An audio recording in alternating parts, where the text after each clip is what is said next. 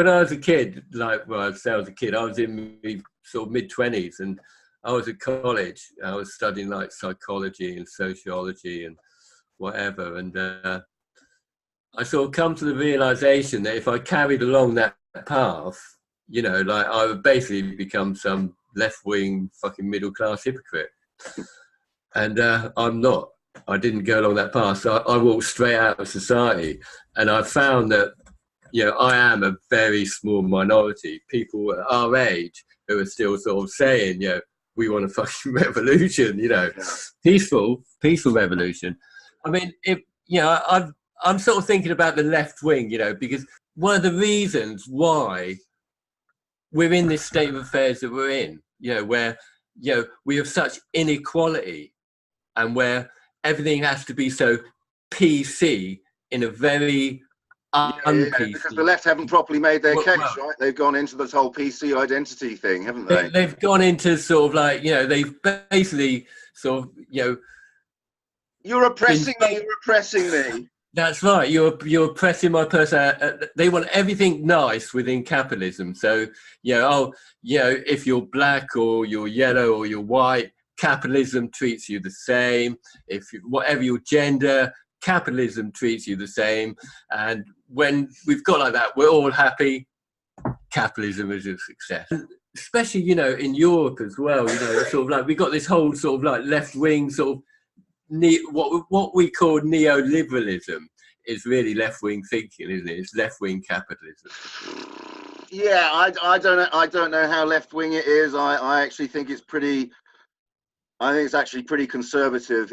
Well, yeah, well, exactly, yeah. The mask of liberalism, but actually it's pretty conservative. Yeah, it is. Yeah. But then it's not as conservative as, say, Rees Moggs, is it? You know, and that. No, but it's conservative in the sense that it preserves capital and power in the places where it has always been. It's conservative in that sense. Yeah.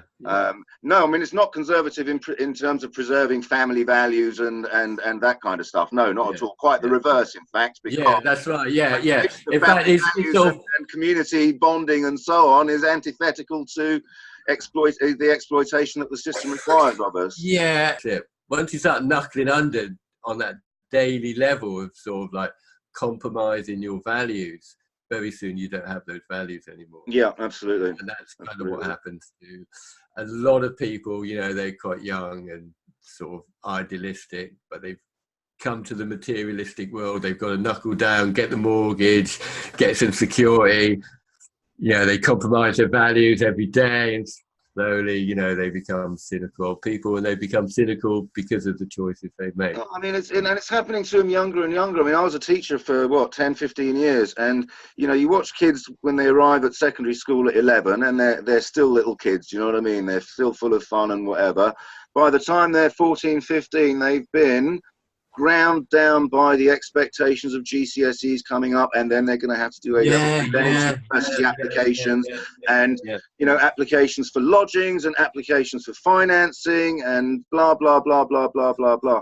And you know, I watched an Alan Watts thing about this. He's brilliant, Alan Watts. I don't know if you ever listened to him. He's I do. Brilliant. Yeah. But he talks about exactly this, that you're always working towards something in the future, and that thing never ever comes. You know what I mean? You go through school working towards your O levels and your A levels, then your university degree, and then your postdoctoral degree, and then your, you know, your junior role in a job, and looking to gain seniority again. And all the time you're thinking, I'm when I do this, then I'm there. When I do this, then I'm there. And you never ever get there. It's this carrot dangled in front of you the whole time. Before you know it, you're in your grave, and you've never once stopped and actually enjoyed your life. Yeah. It's weird as well. I was canvassing once on a local election, and this old guy come out and he goes, "Oh, I'm not voting anymore." I said, "Oh, why is that?" Then he goes, "Well, since I've retired, I've had time to think." And that sort of like put it sort of like into my head. Like, most people don't think because they're too busy working. I said, "Well, maybe you should have thought about things a bit before you retired." But who's got the time, right? You're up at 7 in the morning, you've got your 2 hour commute to work, you know, your 9 hours at work, your 2 hour commute home. You got all the sort of politics of being at work and the social relationships all distracting you, and yeah, it's like. Yeah, I mean, I don't actually think that thinking is the problem. It's the having a moment to stop thinking. That's what people don't. Yeah, probably, yeah. You know? I was listening to Eckhart Tolle recently, and he talks a lot about that. Is that we are addicted to thinking, right? And only when you stop thinking can you actually realize things, if you know what I mean. Yeah. Well, most of the time we're not thinking at all, though, are we? We're just sort of like repeating the same thing over in our head. You know, it's sort of just sort of like it's just sort of brain pattern. But it absorbs our awareness. It takes all of that's it. Yeah, that's it, and it reinforces what we believe in. Yeah. I think it's George Bernard Shaw. He once quoted, "Because I have become famous because I think about once or twice a month." Yeah, he was kind of quite a wise, self-aware guy, you know, because most people think, well, I'm thinking all the time and I'm thinking that. Well, actually, no, you're not. What's going on in your head is just stuff you've heard before, and your reaction. That's right. It's not really thinking. Yeah, absolutely. Not really thinking, you know. It's well, it's hard. I mean, Jordan Peterson talks a lot about this, that thinking is hard. You know what I mean? Very few people are capable of doing it at an individual level because it requires you to take opposing positions and really try and be strong in each position. And very few people are actually prepared to do that because we've got our own what we think, and we're not prepared to really try and undermine what we already think. Well, you need more than one person to think, you know what I mean? You've got to have people to shout and speak. That's right. Well, let's talk about the movement for a little while, shall we? And because I'm very critical. But wait, how do you feel about how the movement's progressed in the last 10 years? What? Sorry, when you say the movement, what are you referring to exactly? The movement for a resource-based economy. How do I think it's progressed in the last 10 years? Very, very disappointingly. I mean, when I came to it, it was so exciting to me. You know, I mean, it was about 4 years ago now, something like that. When I first came to it, it was super exciting, and I thought, my God, how is this not? You know, how is this not being widely discussed? But the thing is, Nick, for whatever reason, busy, other things going on, don't want to look at it, scary, whatever, people do not want to see how broken's not even the wrong word, how unfit for purpose our systems of money and politics and power distribution and wealth distribution and so on are. They just don't want to see it, you know what I mean? Because they can't imagine anything different. We're so entrenched in it, we're so conditioned to it. People can't imagine anything different. And I realize that I'm in a unique position because I don't have kids, I don't have any dependents, do you know what I mean? I don't have financial worries particularly. You know, I've retired now, I don't have financial worries particularly. I'm in a very, very, very unique position. So I'm free to change my view of the world. It doesn't really, but most people can't just do that. They can't just do that. And so I find it very frustrating, but I understand why it hasn't got a foothold, because it is unbelievably radical. It requires a complete re-evaluation of the way you see yourself and the world and the relationship between those two things. You know what I mean? And I do understand what you mean, and I can sort of have some sympathy and even empathy for that position. But I tend not to agree. You know, I don't think that is the reason why we're not getting heard. You know, I think the reason why we're not getting heard is basically we don't want to shout about it. As a movement, we don't want to shout about it. So maybe, you know, we're too frightened because we're scared of not succeeding, which is a shit reason. Really, Eric. It's a shit reason. I'm not going to try because I'm scared I might fail. Is a shit reason for not doing something. So, you know, we have probably hundreds of thousands of supporters across the globe, don't we? Probably more, actually. And we would probably get a lot more if eminent people in our movement, or people who make themselves eminent in our movement, had the bottle to go outside and get arrested for what they believe in. At the moment, we're a bit like the left-wing sort of neoliberals, you know, our movement sort of like, oh, let's get into non-violent communication. Let's not be antagonistic and we're going around that soft sort of road that leads to nowhere. We need to be more militant. We need leaders that can inspire people to take action. We need leaders that can enthuse people and tell them that it is their right to live in an intelligently and equitably managed society, and to somehow sort of get that embodied inside them and inside other people, enough to take it out onto the streets, enough to sort of like say, well, I'm going to make my stand here. And if we've all, as a movement, have got that same goal, bring it into public debate. We want our goal in public debate, you know, then maybe our movement's got a chance of going forward. Yeah, but I think it's not going to go forward, Eric, unless we have that goal of bringing it into public debate. So go on, series of steps then. And have you got anyone in mind for these leaders that can inspire people to get out there? Well, Colin Turner, Peter Joseph, you know, I mean, if they did something together as individuals and got themselves arrested together, they would not only unify the movement, but they would inspire other people to go out and do the same. I mean, I will walk the walk as well as talk the talk, you know, but I think it's just got to, you know, we just got to change our attitude from this soft sort of like, oh, I don't want to upset people approach to sort of like, hey, this is my right, you know, my right and everybody's right to live in a peaceful planet, you know, to live in a well-managed planet, to live in an equitable planet. And, you know, we've got to be standing up and saying that, because until we stand up and say that, it's not going to happen. Peter Joseph has been doing exactly that for 10 years or more now. I mean, he goes around the world, he gives lectures, he does interviews on TV. He writes books. Yeah. I mean, you know, give him his due. He's done a lot. He's done a lot. He hasn't gone out on the streets and confronted the authorities in order to get arrested, kind of thing. I agree, he's not done that, but you know, he's done a lot, and he doesn't. I mean, I am thankful that he exists. You know, but I think it's just, well, I don't know where to start. First of all, I'm going to leave him. You know, let's leave Peter Joseph aside and just sort of like look at TZM. And TZM are not like that, are they? No, you know, TZM has been a little bit of a disappointment. Their idea of radical, some of the people in it, but the movement has been a disappointment. Their idea of radical is to go out once a year with a wallpaper pasting table onto a high street and give away leaflets and free hugs. Yeah, that's about as sort of like radical as they could go. So somehow, you know, Peter Joseph hasn't been able to, you know, I don't know what the word is, but he hasn't been able to produce a movement that can reflect, you know, the militancy that's needed. No, I agree. I agree. That is lacking in the movement.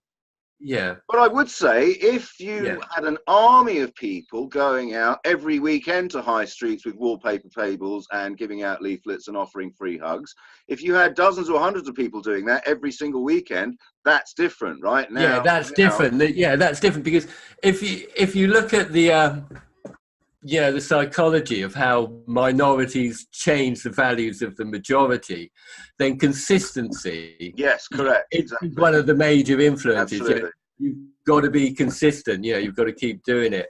And so it is.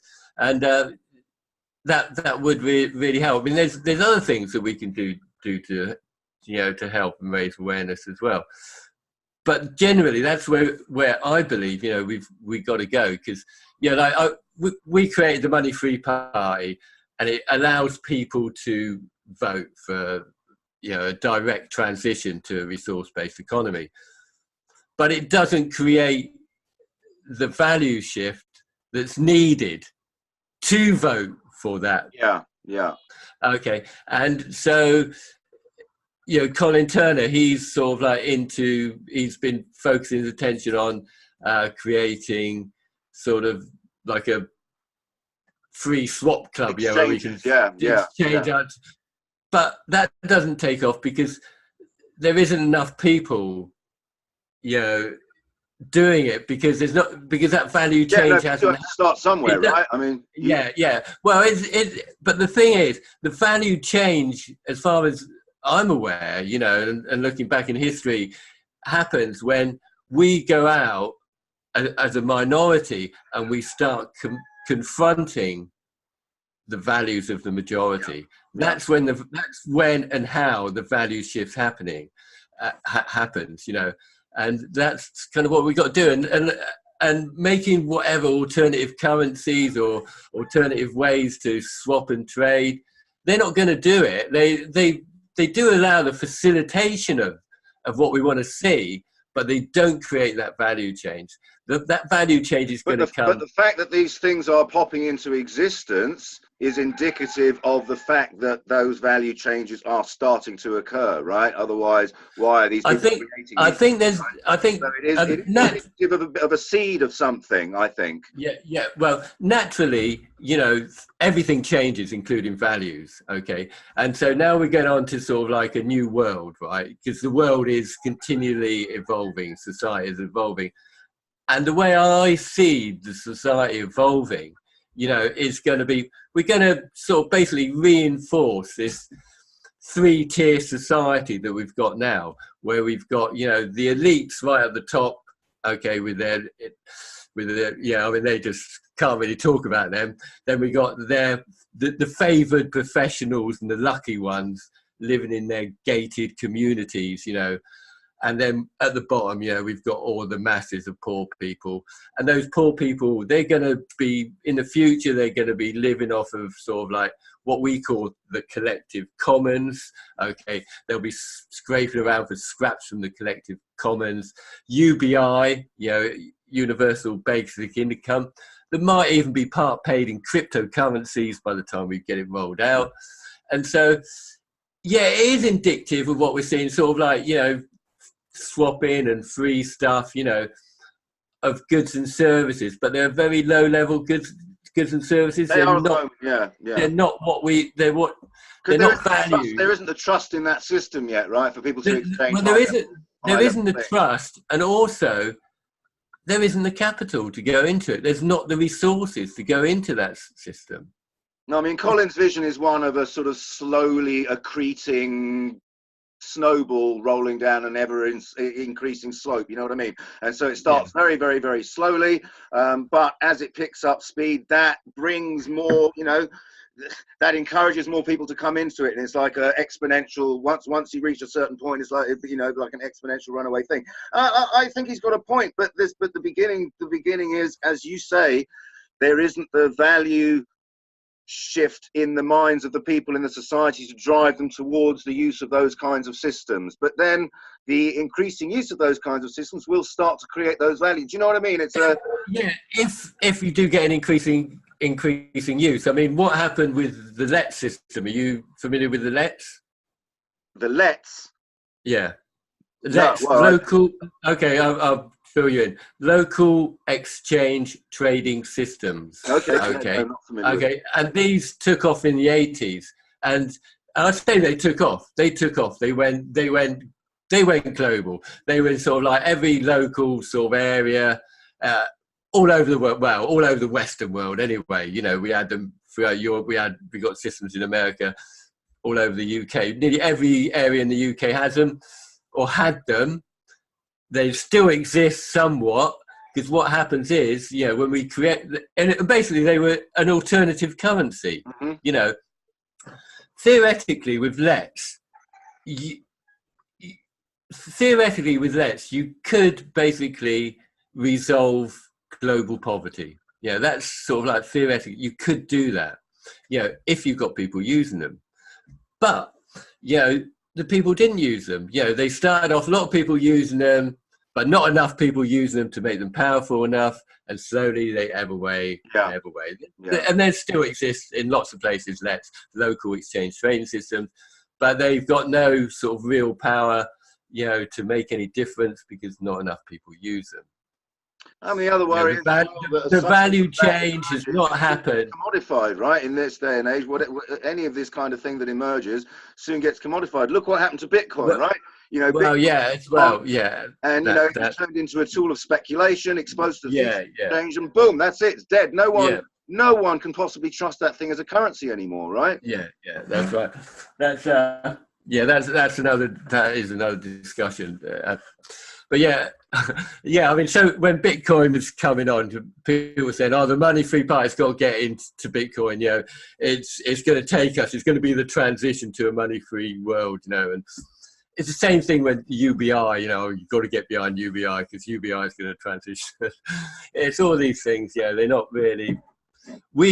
And that's one of the problems with the movement is we're so distracted, by every little new thing that's on the shelf. Oh, that's going to help us towards a resource-based economy. That's going to help us to a post-monetary society. The only thing that's going to help us towards a post-monetary society is by having that shared goal and going out and demanding that goal. That's what's going to help us get there. Yeah, like the idea of armies of people going and setting up tables and offering free hugs, like hundreds of people doing it in town centres all over the country every weekend. You know what I mean? I actually really like the idea of that. It is confrontational, but not in a, not in a I mean, I could do a bit better than that, to be honest with you. I'm going to try to organise a gig locally, sort of a music gig, because I'm in the middle of helping set up a community festival at the moment. And so I'm thinking of sort of like doing a benefit gig for sort of like a post-monetary society. So I'll get sort of like, if I can find a few local bands that would do it for me, and then a venue. And then, because, small local bands, they bring their own sort of people and they're quite into playing for nothing. They just want to play, basically, So get all their supporters in, and then as they go out, they get an introduction into the concept, of a post-monetary society, and also an invitation to another meeting, which would sort of like help their education and understanding of a post-monetary society a bit better, but also be a sort of table to talk about how to get that message into mainstream. If I can do that and it's successful, I want to get like half a dozen people, and we're trying to do that all over the country.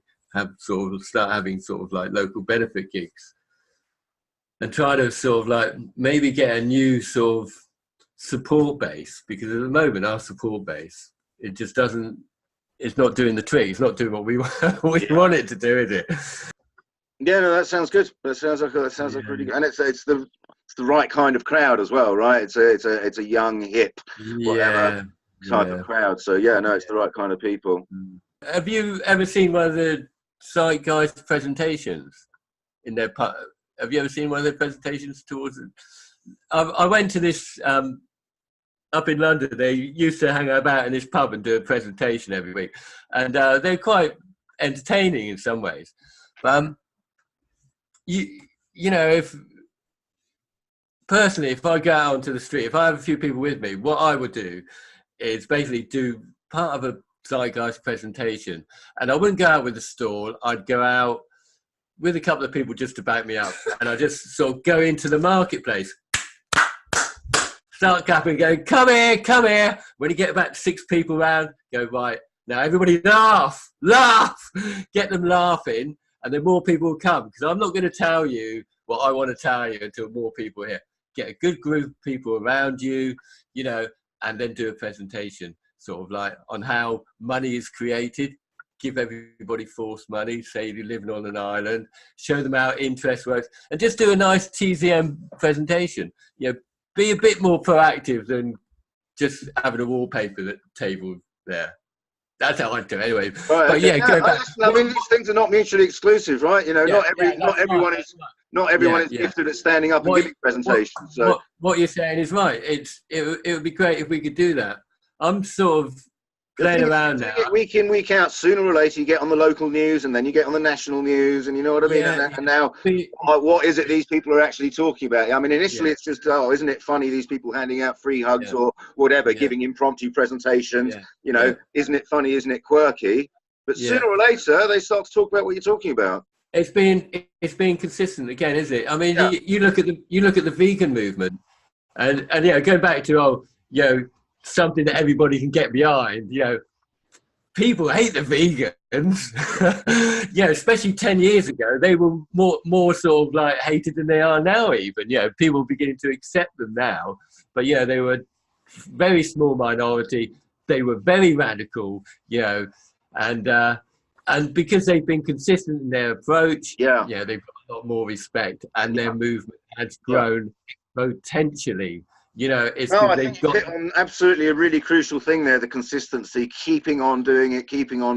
Yeah, absolutely. it is. Absolutely. It is, yeah, and Then, of course, motivation becomes an issue. I mean, I think one of the things Extinction Rebellion have done really well is that they've organised these sort of regular chapter meetings where, you know, everyone gets together and they exchange ideas and they have little training sessions about how to cope with various situations and so on. And it gives people a sense of involvement and ongoing participation. And yeah, we lack that kind of infrastructure, really. yeah. And we have sort of different organisations within the movement that have different goals. Okay, and there's no sort of there's no channeling. You know, there's no unified movement I agree with that. within the different groups. In fact, they squabble amongst themselves. You know, you couldn't imagine two people more closely aligned yeah, that's right. than Jacques Fresco, and they fell out, didn't they?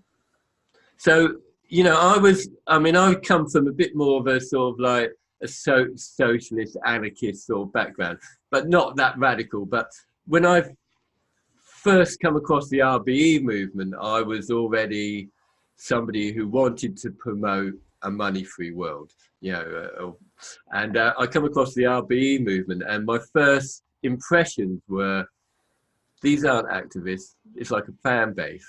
You know, it's like a bunch of groupies. And I was talking to somebody in this last week, right, in a conversation, who is a very influential, much more influential than I am within our movement. And I'll tell you what he said, right, or they said, sorry. This is a quote. It's a bit long, so I've written it down. The vast majority, please remember I am generalising here, are marginalised middle-class young males, angry at the world for whatever reason, and who believe an RBE is a world where you get everything for free and you don't have to work. Magic. In other words, that's just fucking bullshit in my view, and this kind of membership is neither capable of achieving anything serious, nor do they have any real moral justice on their side. Whereas the black women's rights movements had tons of moral justice on their side.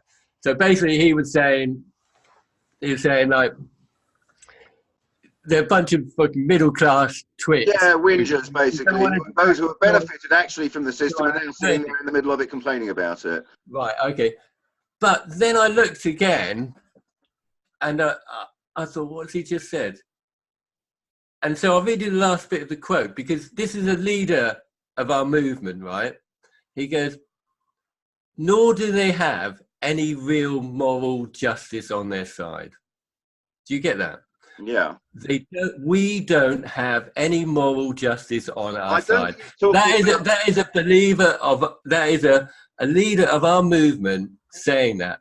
Well, just one sec. I think you might be slightly taking it out of context, because I don't think he's talking about the ideals of the movement. He's talking about that membership of it, right? So the young, they don't have any moral justice. But regardless who you are, whether you're a hard-working, lowly paid, manual worker, you know, or a spoilt middle-class brat, you know, the moral justice is on your side. Well, no, not wait a minute, let me finish. Okay. You know, the morality here is our world is being screwed up environmentally. 90% of humanity is purposely economically insecure.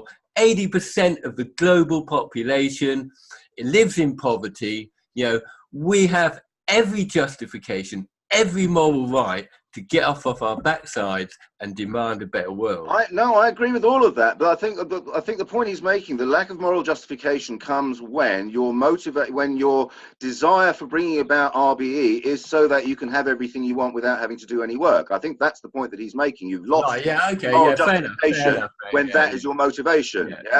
I think that's the point that he's making. No, everything you just said, absolutely. Of course, I agree with all of that. Otherwise, we wouldn't be here together having this conversation. Right? Of course, I agree with all of that. But I think he's absolutely right, because I think. Listen, I don't know you that well, but I think you and I are both in the position where we are seeking to bring this about, not for our own personal easy life, but because we seek to liberate the spirit of man so that we can go on to do much better things than we're currently doing, right? That's where I'm coming from, certainly. You know, it's such a strange movement we live in, because we got TVP, right? We got the Venus Project, and fair play to them. They got their agenda, and but somehow I do doubt whether they'll actually get their city built. And if they do get that city built, what will happen? I'm not sure. Then we got the Zeitgeist movement, whose focus seemed to be sort of giving other non-RBE groups a sort of platform to talk on. And I think a lot of Zeitgeist movement activists actually leave Zeitgeist and go into the reformist groups that they're giving space to. And then we got the Free World Charter. And I think everybody's just hanging out to see what Colin does there. And then we got Money Free Party, and we're just dead in the water because most people with our movement, don't really like politics. If we want to go forward as a political party in the established way, that's how they're achieved. I mean, the European elections, we would actually stand a genuine chance. If we were to organise ourselves, we'd stand a genuine chance of getting one or two MEPs elected. And in local elections as well. I agree. That sounds, smaller parties start, and they, every small party that's sort of got to household name has started like that, by getting its first members elected into the smaller assemblies, local. And once you've got a couple of representatives there, then you actually have a platform when it comes to general election time as well, right? Then you actually, you've got a chance of getting on the telly and getting a little bit of paper space and so on. The local elections and the upcoming European elections, it is interesting to see how many new, small, little niche parties are starting to emerge. It is a good time for that, but it was as well before the credit crunch in 2008. Before the credit crunch in 2008, it was a time for little parties. The little parties and the independents were just coming on strong, and then the credit crunch came in.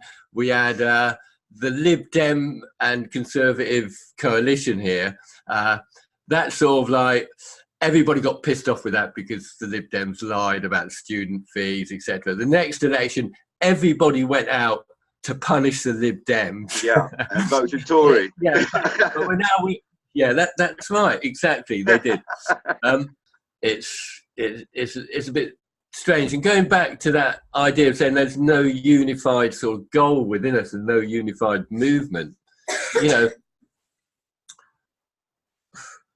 it's so true. I mean, my goal always, has been to get the concept and argument into public debate. And that's where I want it. And I think if all the organisations had that as its goal, because that's got to happen, unless we get this idea into public debate, it's not going to happen. And it should have happened years ago. It needed to happen years ago. We're probably far too late for it now, because the environment is so, it's been so trashed. Anyway, so if we can just sort of somehow inspire our memberships, to sort of unify and try to get it out, into public debate.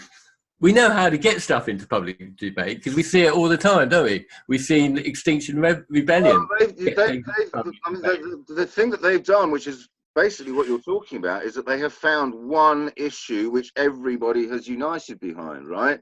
Now, I mean, I don't personally agree with that as an issue, but nevertheless, it has had the power to bring thousands of people out willing to get arrested, willing to live on the streets for days on end, sleeping in tents, that kind of thing, But not since Occupy have we seen anything like that. If we haven't got the metal to do that, which so far, it doesn't seem we do, yeah. We just don't have any metal at all. We'd rather sort of, get. I mean, you would probably prefer to get stoned because, let's face it, most of our support base probably just, oh yeah, well, that's a good idea.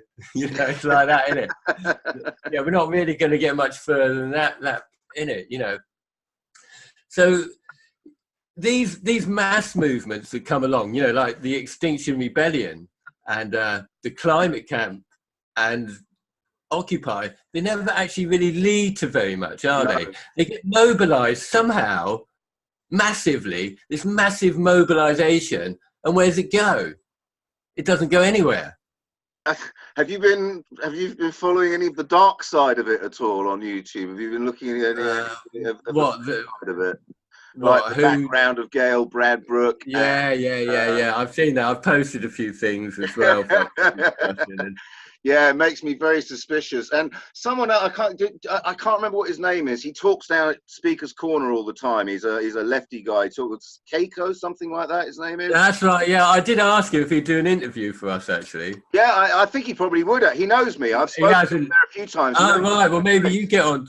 Maybe you can get onto him then, because he'll definitely know my face. So that's a good idea actually. I think it was him that made the point that if this had been a bunch of demonstrators like anti-war or anti-racism or something like that, there's no way they would have been allowed to plot up in Marble Arch for 10 days. Do you know what I mean? And block off Oxford Circus and so on. But these, they were pushing at an open door, I think was the phrase that I heard used. I think that's a really good phrase. Yeah. Well, when they first sort of like arrived on the scene, they sort of like put up this Facebook page, and it was kind of the first thing that sort of like smacked me in the face was, okay, you got this group, okay, and they're saying, oh, we're going to do a campaign of civil disobedience. They were publicly saying that. Well, what's the first thing that's going to happen when a group publicly say that? They're going to get infiltrated like hell from various different agencies trying to sort of direct the movement into some sort of way, that is not going to have any sort of, viable effect. It was a bit crazy. Have you read Art of War? No, I haven't. I mean, I'm familiar. I'm aware of it. I've never read it. No. Yeah, people said to me, "Oh, Nick, read The Art of War by Sun Tzu," and and a lot of people said that, for a few decades, and then I eventually read it. Now, what got me most about the book was not actually what's being said in the book, but that it's 2,000 years old. Okay. Yeah. It was written over. I think it's older than that, isn't it? But anyway, whatever. Yeah. Yeah. It's written over 2,000 years ago, and basically, it's a tactical summary of how to manipulate society. The art of war is to get what you want without going to war, without bloodshed and firing off cannons and whatever. So basically, it's a book about strategy, about how to manipulate society, how to form social movements and manipulate social movements. And it's 2,000 years old. All the politicians, generals, military people, businessmen have been reading this for 2,000 years and building upon those strategies. So going back to XR, this is the geography of the situation we live in. We don't know if they were put there just to sort of direct or sort of basically scoop up and direct all the revolutionary sort of creativity and inspiration and positivity and direct it into some cul-de-sac, where it's just going to get wasted. Because it kind of happens every 8, But 11 years. it's worse than that. It's not just directing it down a cul-de-sac. Apparently, the end game is to nick our pension funds off us. Yeah, to convince Well, yeah.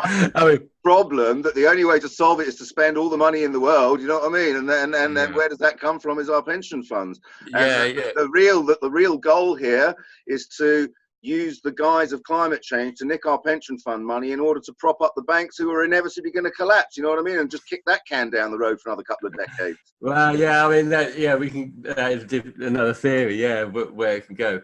But you know, I mean, the thing is, I think the thing is with people is, well, the thing is with the times that we live in, we've got conspiracy theorists, right? Yeah. And so, yeah, if you get labelled a conspiracy theorist, yeah, nobody's really going to take much. Mainstream are not going to take much notice of you, right? It's a sort of like, yeah, it's tinfoil hat stuff. But the thing is, like, we do conspire. And do you know, so there's a great quote from Theodor Herzl. Have you heard of him? He was the founder of Zionism. Okay, so he's a distinguished person, Theodor Herzl. And basically he said, when they were sort of developing Zionism, he said, we will lead every movement against us. Yeah. So you think about that. You think about what that means. False opposition. Yeah. I mean, yeah. And that's a 100-year-old quote. You know, and going back to The Art of War. Yeah, which is like 2,000 years ago. We're dealing. You know, we're in a situation where we don't know what the fuck's going on. You know, that we've been manipulated. We're like babies. We're like innocent little people that don't know what the hell is going on. And once we start thinking we do know what's going on, we're fucked. Because we just leave ourselves on. One of the goals, isn't it? Yeah, creating confusion is exactly. Yeah, exactly. That's exactly one of the goals. Yeah. Yeah. So no, I don't know where that takes us. Yeah, it's a shame because I was really excited about it to see you know actual people power being exerted, but it's great. Yeah. The more I've looked at the dark side of it, I came across a video, I don't know, a few days ago, and that led me to watch some others. And the more I've watched of it, the more I've become convinced that actually not the grassroots people. I mean, they're acting from the absolute best of intentions, right? But the organisers, the creators of this it's a false opposition campaign. Yeah. Going back to the good intentions, you know. So first of all, they've got this little list of demands, right? Okay, and if those demands are met, they're not going to really radically achieve anything. Okay? No, because they're really vague and woolly demands, right? They're really woolly, and they're saying like a people's assembly. Sounds good, but you've got to sort of realise that the state of the environment that we're in now is a result of our values. You know, it's about sort of like putting profit before environment, and that's our values. You know, society's values. So we're going to create an assembly of people with those values to sort out the value. And I mean, there's no sort of clear thing about how those people are to be selected. I heard something about a random selection process at some point. It's a total waste of time, and you'd have to change the whole sort of, you know. You'd have to put loads of statutes through Parliament to actually get that, because they basically want it to override Parliament, don't they? I mean, in a way, our existing system, we are supposed to, you know, that we, the electorate, are supposed to have the power to override Parliament, but you know, in a practical day-to-day sense, of course, we don't. And when it comes to election time, what are our actual options that what are the actual options we're presented with? You know what I mean? Yeah. Going back, I've got a bit of a list going back to the intentions of Extinction Rebellion. It's just I've got a great quote, and it's my favourite quote actually. The road to hell is paved with intentions. That is just so relevant today. I mean, nobody wants to hear about RBE because we got Brexit. Nobody wants to hear about RBE because we got the Muslim war. Nobody wants to talk about capitalism because capitalism is producing its own distractions for us. I mean, do you not think there's a possibility this whole climate change narrative could be exactly that as well, a distraction from actually dealing with the real ecological disasters that are going on right in front of us? Well, yeah, I mean, you know, again, it comes to words, doesn't it? I mean, I do believe, you know, if we were using the term environmental degradation, Yeah, you know, I'd be much happier with more that. effective in our argument, because you can't deny, nobody can deny the awful, devastating effects that you know, consumerism has Absolutely. on our environment. Absolutely.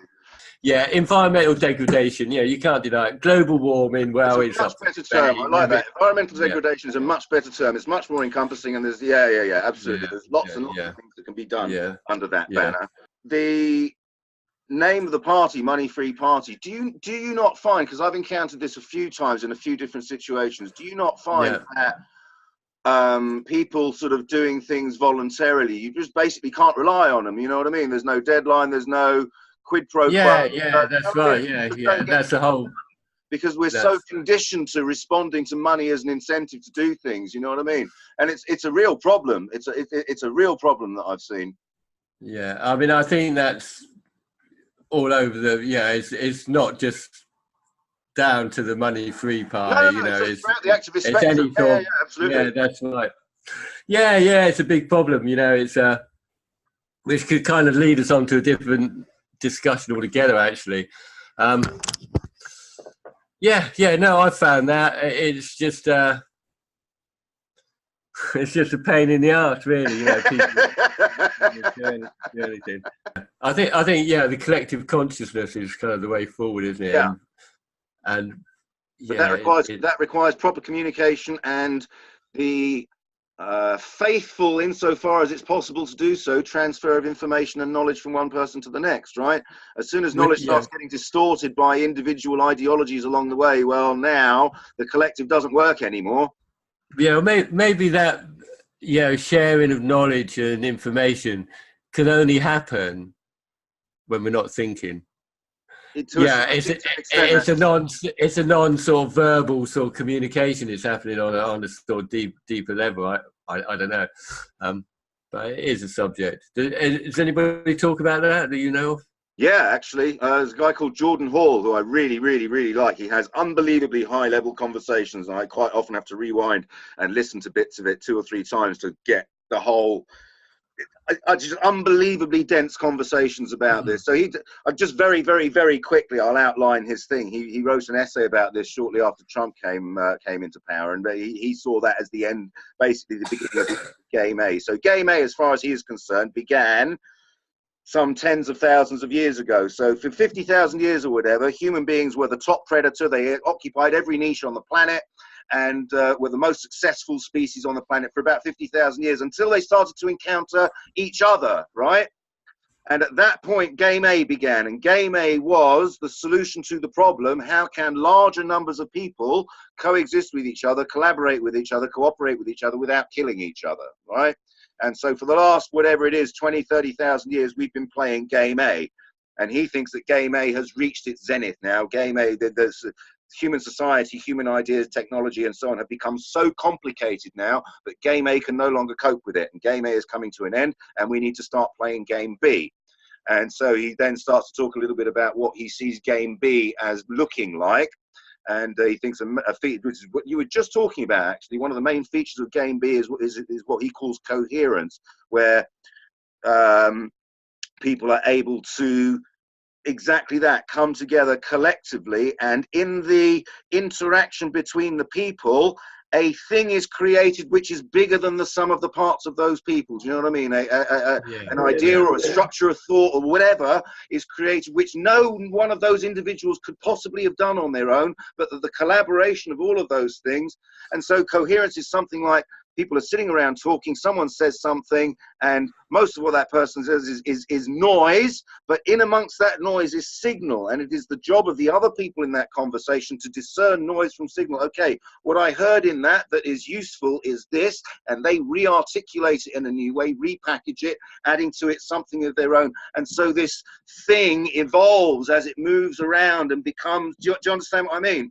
And so Game B is this idea of coherence among people, and how exactly that goes, you know, and really this needs to occur people being in the same room. So it's about reforming relationships, reforming trust, the idea that information is the most important thing that we have, and that the purity of information, and so you can't he talks about lots and lots of things, but you can't bring your own agenda to the information, right?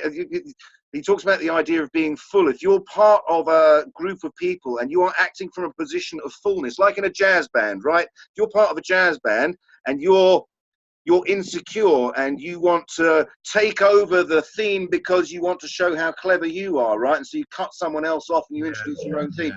You're acting from a place of need. You need to be acting from a place of fullness, because you're acting from a place of fullness. You're really happy to let the other person do whatever it is they want to do, right? You don't feel the need to impose yourself on it, right? I'm kind of state of being that coherence and game. In fact, coherency is also another sort of vital sort of dynamic of how minorities influence and change the values of the majority. You know, it's going back to consistency. There's 3 C's. I can't remember what the other ones are. I've not read up on it lately, but it's consistency, coherency. I can't remember the other one. All right. Well, I mean, it'd be good if we, it would be good to sort of get that message across somehow. You know, to I don't know, get us a bit more consistently getting the message out week in, week out. Yeah, that's right. Yeah, just sort of having that idea that, you know, I don't know.